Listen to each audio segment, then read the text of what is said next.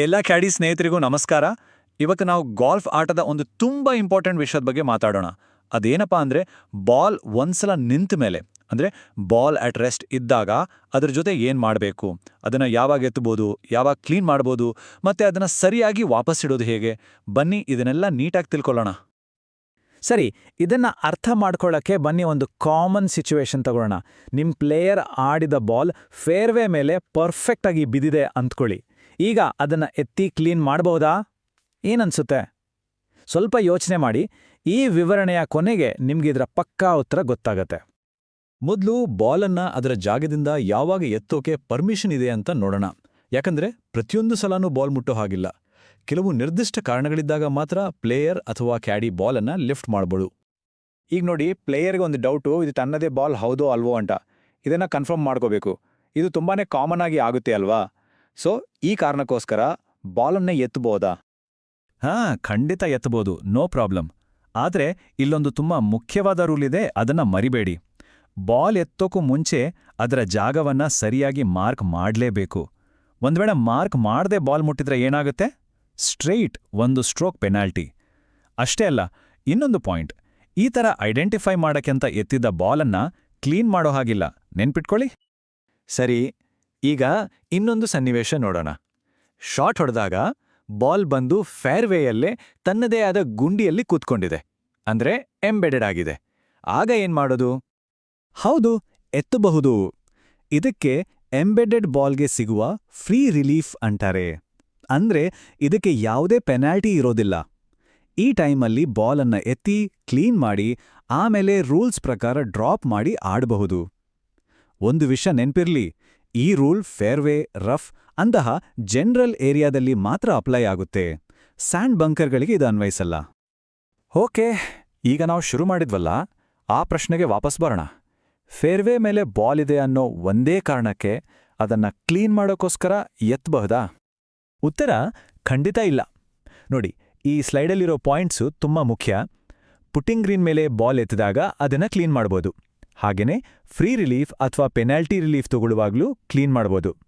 ಆದರೆ ball identify ಮಾಡೋಕೆ ಎತ್ತಿದಾಗ ಅಥವಾ ಬೇರೆಯವರ ಆಟಕ್ಕೆ ಅಡ್ಡಿಯಾಗ್ತಿದೆ ಅಂತ ಎತ್ತಿದಾಗ ಬಾಲ್ ಕ್ಲೀನ್ ಮಾಡೋ ಹಾಗಿಲ್ಲ. ಸರಿ, ಬಾಲ್ ಯಾವಾಗ ಎತ್ತಬೇಕು ಅಂತ ಈಗ ನಮ್ಗೆ ಗೊತ್ತಾಯ್ತು. ಈಗ ಅದನ್ನ ಮಾರ್ಕ್ ಮಾಡಿ, ಎತ್ತಿ ಮತ್ತೆ ವಾಪಸ್ ಇಡೋ ಸರಿಯಾದ ತರೀಕ ಏನು ಅಂತ ನೋಡೋಣ. ಯಾಕಂದ್ರೆ ಇದರ ಸಣ್ಣ ತಪ್ಪು ಮಾಡಿದ್ರೂ ಪೆನಾಲ್ಟಿ ಆಗೋ ಚಾನ್ಸ್ ಇರುತ್ತೆ. ಪ್ರೊಸೀಜರ್ ತುಂಬಾ ಸಿಂಪಲ್. Just 3 steps. ಮೊದಲನೇದು, ಒಂದು ಕಾಯಿನ್ ಅಥವಾ ಬಾಲ್ ಮಾರ್ಕರ್ ಅನ್ನ ಬಾಲ್ನ ಕರೆಕ್ಟಾಗಿ ಹಿಂದಿಡ್ಬೇಕು. ಎರಡನೇದು, ಬಾಲನ್ನ ಎತ್ಕೋಬೇಕು. ಮೂರನೇದು, ನಿಮ್ಮ ಕೆಲ್ಸ ಮುಗಿದ್ಮೇಲೆ ಬಾಲನ್ನ ಎಲ್ಲಿಂದ ಎತ್ತಿದ್ರೋ ಅದೇ ಜಾಗದಲ್ಲಿ, ಅಂದ್ರೆ ಮಾರ್ಕರ್ ಮುಂದೆ ವಾಪಸ್ ಇಡಬೇಕು.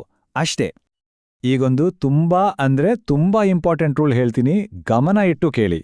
ಇದರಲ್ಲಿ ಒಂಚೂರು ಮಿಸ್ಟೇಕ್ ಆದ್ರೂ ಪೆನಾಲ್ಟಿ ಗ್ಯಾರಂಟಿ. ರೂಲ್ ಏನಂದ್ರೆ, ಯಾರು ಬಾಲ್ ಎತ್ತುತ್ತಾರೋ ಅವರೇ ಅದನ್ನ ವಾಪಸ್ ಇಡಬೇಕು. ಸಿಂಪಲ್ ಅಲ್ವಾ? ಮತ್ತೆ ಹೇಳ್ತೀನಿ ಕೇಳಿ. ಯಾರು ಎತ್ತಿದ್ರೋ ಅವರೇ ವಾಪಸ್ ಇಡಬೇಕು. ಪ್ಲೇಯರ್ ಎತ್ತಿದ್ರೆ ಪ್ಲೇಯರೇ ಇಡಬೇಕು. ಕ್ಯಾಡಿಯಾಗಿ ನೀವೆತ್ತಿದ್ರೆ ನೀವೇ ಇಡಬೇಕು. ಇದನ್ನ ಮರೆತು ಬೇರೆಯವರಿಟ್ರೆ 1 ಸ್ಟ್ರೋಕ್ ಪೆನಾಲ್ಟಿ ಫಿಕ್ಸ್. ಆಟ ಆಡುವಾಗ ಅಚಾನಕ್ಕಾಗಿ ಏನಾದ್ರೂ ನಡೀಬಹುದು. ಒಂದ್ ಕಡೆ ನಿಂತಿರೋ ಬಾಲ್ ಇದ್ದಕ್ಕಿದ್ದಂತೆ ಅಲ್ಲಾಡಿದ್ರೆ ಏನ್ ಮಾಡ್ಬೇಕು? ಅದಕ್ಕೆ ಏನ್ ರೂಲ್ಸ್ ಇದೆ ಅಂತ ಈಗ ನೋಡೋಣ. ಒಂದು ವೇಳೆ ಬಾಲ್ ಗಾಳಿಗೆ ಅಲ್ಲಾಡಿದ್ರೆ ರೂಲ್ಸ್ ಅದು ಎಲ್ಲಿದೆ ಅನ್ನೋದ್ರ ಮೇಲೆ ಡಿಪೆಂಡ್ ಆಗುತ್ತೆ. ಬಾಲ್ ಪುಟ್ಟಿಂಗ್ ಗ್ರೀನ್ ಮೇಲಿದ್ರೆ ಅದನ್ನ ಎತ್ತಿ ಅದರ ಹಳೆ ಜಾಗಕ್ಕೆ ವಾಪಸ್ ಇಡಬೇಕು. ಪೆನಾಲ್ಟಿ ಏನೂ ಇರಲ್ಲ. ಆದರೆ ಅದೇ ಬಾಲ್ ಫೇರ್ವೇ ಅಥವಾ ರಫ್ನಲ್ಲಿದ್ರೆ ಅದು ಎಲ್ಲಿಗೋಗಿ ನಿಲ್ತುತ್ತೋ ಅಲ್ಲಿಂದಾನೇ ಮುಂದಿನ ಶಾಟ್ ಆಡಬೇಕು. ಇಲ್ಲೂ ಕೂಡ ಯಾವುದೇ ಪೆನಾಲ್ಟಿ ಇಲ್ಲ. ಇನ್ನೊಂದು ಸಿಚುವೇಶನ್. ಒಂದು ವೇಳೆ ಕ್ಯಾಡಿಯಾಗಿ ನೀವು ಅಥವಾ ನಿಮ್ಮ ಪ್ಲೇಯರ್ ಆಕ್ಸಿಡೆಂಟಾಗಿ ಬಾಲನ್ನ ಅಲ್ಲಾಡಿಸಿದ್ರೆ ಆಗ 1 ಸ್ಟ್ರೋಕ್ ಪೆನಾಲ್ಟಿ ಬೀಳುತ್ತೆ. ಮತ್ತೆ ಬಾಲನ್ನ ಅದರ ಹಳೆ ಜಾಗಕ್ಕೆ ವಾಪಸ್ ಇಡಬೇಕು. ಆದರೆ ಅದೇ ಬಾಲನ್ನ ಒಂದು ಪ್ರಾಣಿ, ಪಕ್ಷಿ ಅಥವಾ ಬೇರೆ ಯಾವುದಾದ್ರೂ ಹೊರಗಿನ ವಸ್ತು ಅಲ್ಲಾಡಿಸಿದ್ರೆ ಯಾವುದೇ ಪೆನಾಲ್ಟಿ ಇರಲ್ಲ. ಬಾಲನ್ನ ಅದರ ಮೂಲ ಜಾಗಕ್ಕೆ ವಾಪಸ್ಸಿಟ್ಟು ಆಡಿದರೆ ಸಾಕು. ಸರಿ, ಇಷ್ಟೆಲ್ಲ ನಿಯಮಗಳನ್ನ ನೋಡಿದ್ವಿ. ಈಗ ಕೋರ್ಸ್ನಲ್ಲಿ ಸುಲಭವಾಗಿ ನೆನ್ಪಿಟ್ಕೊಳ್ಳೋಕೆ ಕೆಲವು ಮುಖ್ಯವಾದ ಪಾಯಿಂಟ್ಸನ್ನ ಒಮ್ಮೆ ರಿವೈಸ್ ಮಾಡೋಣ.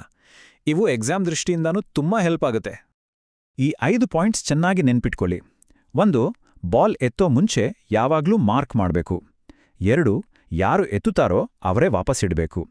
3, ಗ್ರೀನ್ ಮೇಲೆ ಅಥವಾ ರಿಲೀಫ್ ತಗೋವಾಗ ಮಾತ್ರ ಬಾಲ್ ಕ್ಲೀನ್ ಮಾಡಬೇಕು. 4 ನೀವಾಗ್ಲಿ ನಿಮ್ಮ ಪ್ಲೇಯರ್ ಆಗ್ಲಿ ಬಾಲ್ ಅಲ್ಲಾಡ್ಸಿದ್ರೆ ಪೆನಾಲ್ಟಿ. ಮತ್ತು ಕೊನೆಯದಾಗಿ 5 ಗಾಳಿ ಅಥವಾ ಪ್ರಾಣಿ ಬಾಲ್ ಅಲ್ಲಾಡ್ಸಿದ್ರೆ ಪೆನಾಲ್ಟಿ ಇಲ್ಲ. ಹಾಗಾದ್ರೆ ಈ ಎಲ್ಲ ರೂಲ್ಸ್ ಗೊತ್ತಾದ್ಮೇಲೆ ಮುಂದಿನ ಸಲ ನಿಮ್ಮ ಪ್ಲೇಯರ್ ನನ್ನ ಬಾಲ್ ಎಲ್ಲಿದೆ ತೋರ್ಸು ಅಂತ ಕೇಳಿದಾಗ ನೀವು ತಕ್ಷಣ ನೆನ್ಪಿಟ್ಕೊಂಡ ಮಾಡಬೇಕಾದ ಮೊದಲನೇ ಕೆಲಸ ಯಾವುದು? ಸ್ವಲ್ಪ ಯೋಚನೆ ಮಾಡಿ ನೋಡಿ, ಯಾಕಂದ್ರೆ ಸರಿಯಾದ ಕ್ರಮ ಪಾಲಿಸಿದ್ರೆ ಪೆನಾಲ್ಟಿಯಿಂದ ಪಾರಾಗ್ಬೋದು.